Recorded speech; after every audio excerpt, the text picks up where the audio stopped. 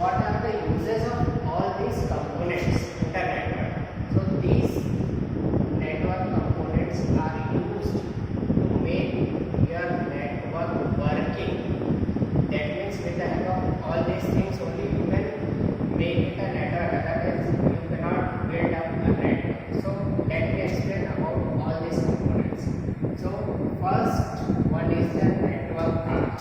So first to see the diagram of the network card. What is the network card? Then I will give you the explanation about that. So physically attached to a computer network or an Ethernet cable. It is the mostly used in the computers, and in the laptop computer these network cards are inbuilt, and it is used to connect your computer to the modem with the help of cable. Now the second one is networking cable. You all know what are the cable network. Whenever we are having the TV at our home and that TV is connected to the cable network, the same type of cable that is known as the Ethernet cable, it is used to connect the network. So let us see which type of cable it is. First to see the diagram. Now see the diagram of cable.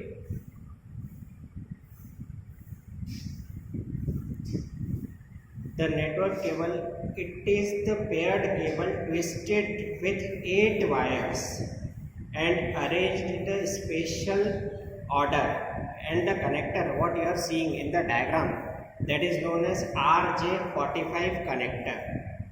It is a bigger connector used with the telephone wire, and both ends they are having this connector. One is connected to the computer and other one is connected to the modem or telephone lines.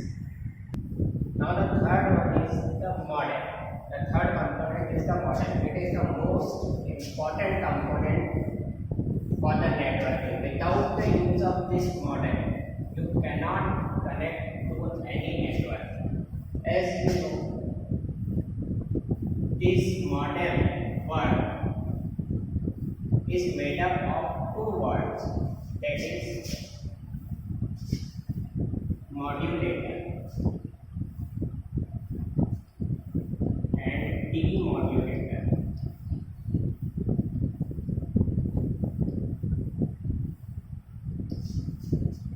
It is made up of these two words, modulator and demodulator. This device is used to convert the analog signal to the digital signal and digital signal to the analog signal. So first of all, you should know what is analog signal and what is the digital signal. So all the telephone line signals are known as the analog signal, and the computer, the signals which computer uses is known as the digital signals. When you transfer any data from the computer, for example, you are sending mail to anyone, that mail is in the form of zeros and one. That is the binary language of computer.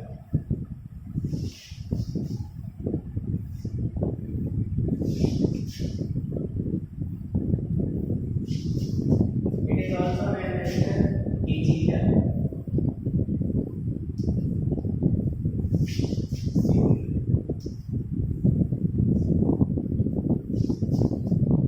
So these binary language signals or digital signals cannot move through the telephone lines.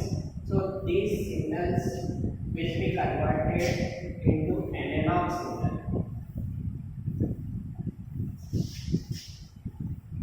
with the help of this modem. So when you send an email, your modem connected to your computer, it converts this digital signal to the analog signal, that is telephone line signal. Telephone signal.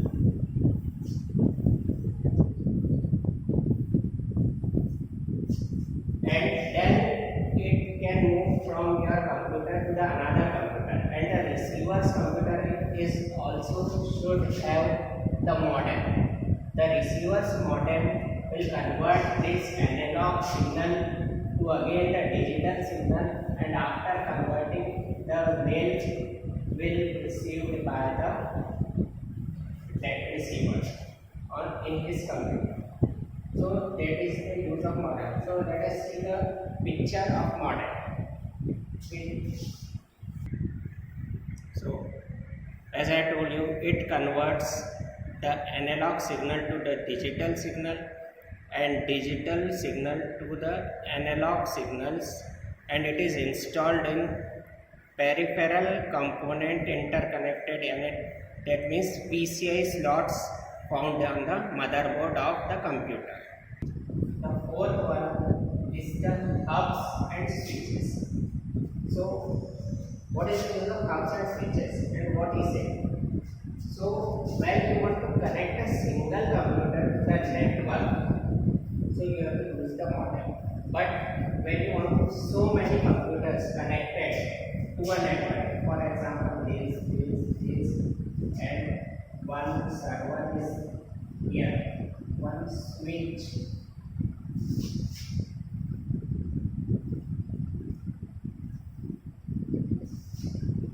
and this is connected to the server, that means the main computer. So the use of this switch is, you don't need to connect the modem to each one of these nodes. Only single modem with the help of this switch is connected to the main computer, that means the server.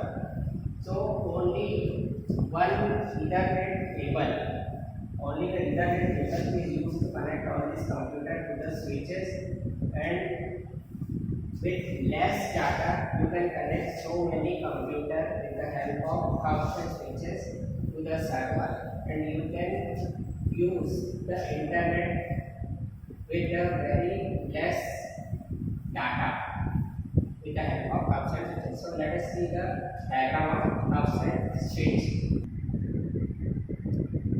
So as I told you that you need an interface through which the computer can be connected to the data and that can be sent and received. This function is performed by the hubs and switches. Hubs are the preferred medium earlier times, but switches are used because of their better efficiency nowadays. The hub or switch act as a center point of connection, as I told you in the diagram, for all the computers on the network. Every computer plugged into a hub or switch, and the switch cable is connected to the server. Like this you can connect hub and switches.